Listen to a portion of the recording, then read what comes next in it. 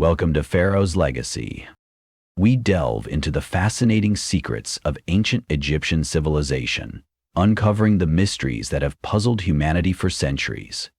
From the awe-inspiring pyramids to the enigmatic hieroglyphs, we'll explore the incredible achievements of this ancient culture and the stories they left behind. If you enjoy unraveling the past and discovering hidden truths, don't forget to hit the subscribe button and become part of our growing community. And here's a question for you. Which mystery of ancient Egypt would you like us to explore in depth next? Let us know in the comments below, and together, we'll journey into history's most captivating enigmas. The construction of the pyramids of ancient Egypt, particularly the Great Pyramid of Giza, continues to capture the imagination and curiosity of historians, engineers, and archaeologists.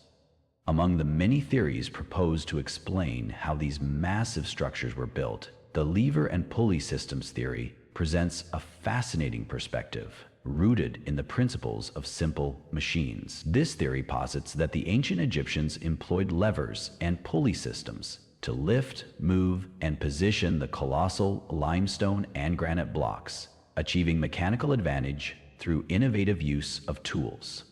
This approach aligns with the Egyptians' documented knowledge of mechanics and engineering, evidenced by their remarkable feats in other construction projects. In this article, we will explore the mechanics behind levers and pulleys, their potential application in pyramid construction, the evidence supporting this theory, and its feasibility compared to other prominent hypotheses.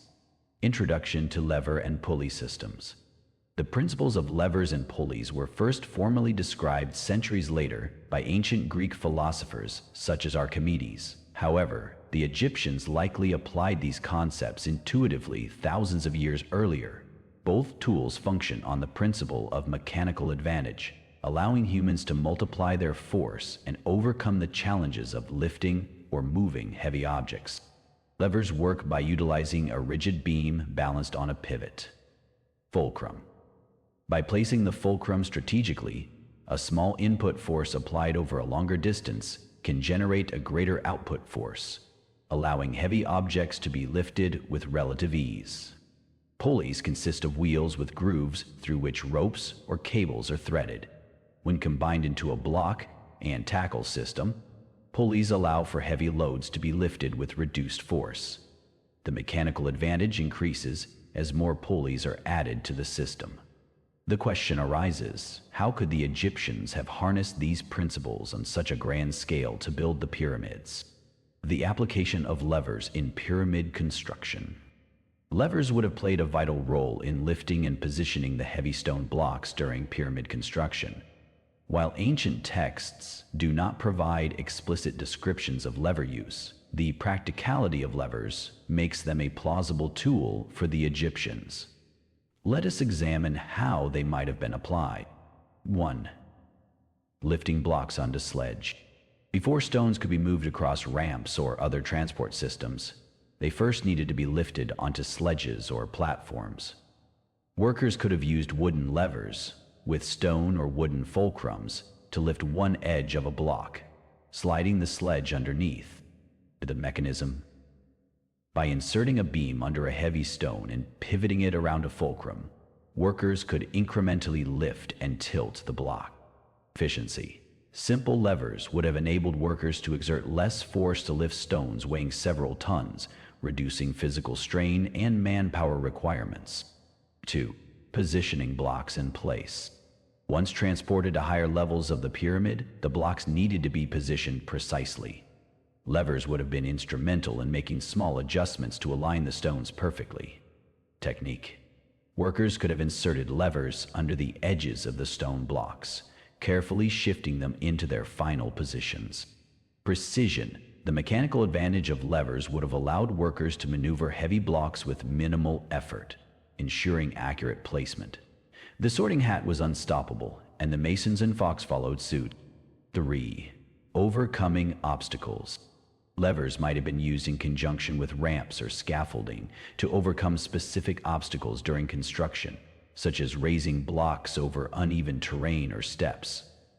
In such scenarios, levers would act as tools for incremental movement, lifting stones step by step. The role of pulley systems in pyramid construction. While pulleys are often associated with later historical periods, there is evidence suggesting the Egyptians could have understood and applied pulley-like systems for mechanical advantage. Though no direct archaeological evidence of ancient Egyptian pulleys has been found, the logic behind their use is compelling. 1. Theoretical use of pulleys. Pulleys, especially in a block and tackle system, would have enabled workers to lift heavy blocks with significantly reduced effort. Basic principle: by threading a rope through one or more pulley wheels, the Egyptians could have redistributed the force required to lift a stone, allowing fewer workers to handle larger loads. Mechanical advantage. A single pulley changes the direction of force, enabling workers to pull down rather than lift upward. When multiple pulleys are combined, the required effort decreases exponentially. For example, a system of 4 pulleys would allow workers to lift a stone weighing 4 tons, with the effort needed to lift just 1 ton. 2. Pulley systems in quarrying and transport. 3. Pulley systems could have been particularly effective in quarrying granite and limestone blocks and loading them onto sledges or barges for transport. Workers could have anchored pulley systems to scaffolding or wooden frames, using them to lift blocks vertically or along inclined planes. Quarry lifting. Pulley systems would facilitate raising stones from deep quarries to the surface for transport. All this would make corporations more efficient, allow for capital investment, and send resources to fight the war.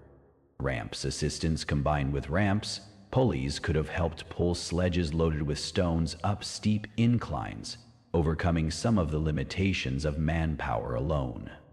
3. Alternative, pulley-like devices. While no traditional pulleys have been found in Egyptian archaeology, alternative devices resembling pulleys may have existed. Rolling logs or groove supports.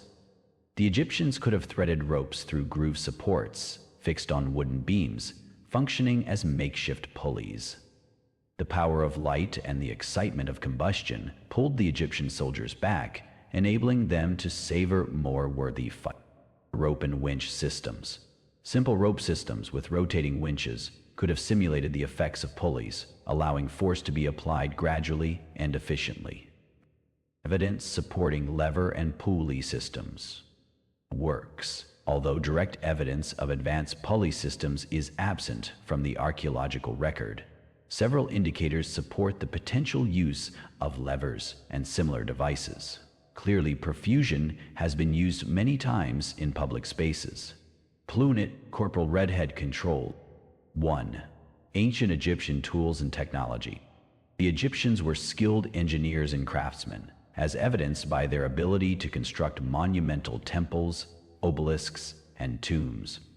Tools such as wooden beams, ropes, sledges, and rollers indicate their understanding of mechanical principles. 2. Depictions of rope and sledge systems. Reliefs and carvings, such as those found in the tomb of Jehuta-Hotep, depict large statues being hauled on sledges with ropes.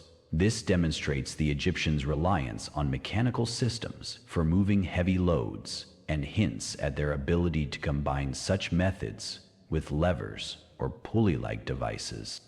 3. Experimental archaeology. Modern experiments have demonstrated the effectiveness of simple levers and pulley-like mechanisms for lifting heavy stones. Engineers and researchers have recreated scenarios where small teams moved multi-ton blocks using basic tools, validating the feasibility of these methods. This method announces that when causing havoc, the basic actions of hundreds of people, individuals, and societies over the centuries have had the same effect. Comparing levers and pulleys to other theories. While the ram theory remains the most widely accepted explanation for pyramid construction, the lever and pulley systems theory offers significant advantages. Reduced material requirements. Unlike ramps, levers and pulleys require minimal construction materials and space. Enhanced precision. Levers enable fine adjustments, improving the alignment and placement of stones. Labor efficiency. Pulley systems could reduce the number of workers needed to lift stones, redistributing labor resources more efficiently. The faster and the more accurate, the more successful the materials would be.